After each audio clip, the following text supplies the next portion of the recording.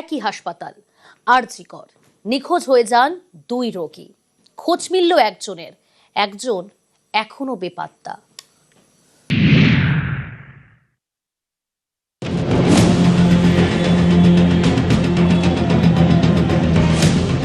শুক্রবার আরজি কর থেকে নিখোঁজ হয়ে যান দুই রোগী, একজন বরানগরের আর একজন চিতপুরের বাসিন্দা। শনিবার খোঁজ মিলেছে চিতপুরের বাসিন্দা। এটা ঠিকই খবর একদম পুরো। আমরা এনএস অফিস থেকে আমরা একটি খবর পাই যে দুজন পেশেন্ট, আমাদের ভাষায় বলি দেওয়ার absconded. In the meantime যেটুকু খবর পাওয়া যায় দুজন পেশেন্টেরই ডিসচার্জ প্রবাবলি লেখা হয়েছিল, কারণ আমি পুরো ব্যাপারটা এনএস ম্যামকে ইনভেস্টিগেট করে জানাতে বলেছি।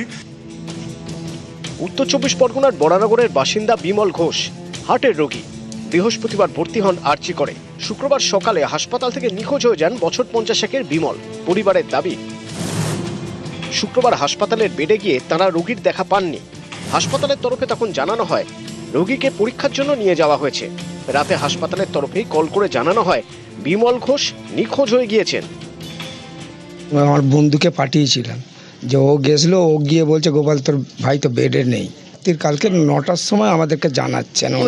গাফিলতি আছে হাসপাতালে? গাফিলতি তো নিশ্চয়ই থাকবে।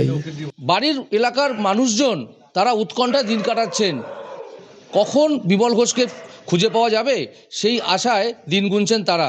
আমরা রাত্রিবেলা যখন আমরা করলাম তখন আমাদের পুরো মিলিটারি আমাদের পুরো ঘিরে ধরলো। তখন কিন্তু আমাদের মিলিটারি আসছে করছে যাতে আমরা কোনো গন্ডগোল না করি করি। তখন আমরা মিলিটারিদের দেখতে পাচ্ছি, কিন্তু চারিদিকে সব সিকিউরিটির মাঝখান দিয়ে মিলিটারির মাঝখান দিয়ে কী করে যে বেরিয়ে গেল সেটা আমরা বুঝতে পারছি।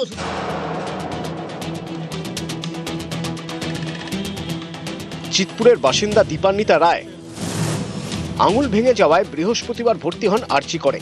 শুক্রবার হাসপাতাল থেকে নিখোঁজ হয়ে যান দীপান্বিতা। শনিবার তার খোঁজ মেলে। পরিবারের দাবি, হাসপাতালের পরিবেশ পছন্দ হয়নি দীপান্বিতার, তাই কর্তৃপক্ষকে কিছু না জানিয়েই হাসপাতাল থেকে তিনি বেরিয়ে যান। যে ছুটি ডাক্তারবাবু বলে দিয়েছেন ছুটি লেখা হয়ে গেছে মানে আমার ছুটি।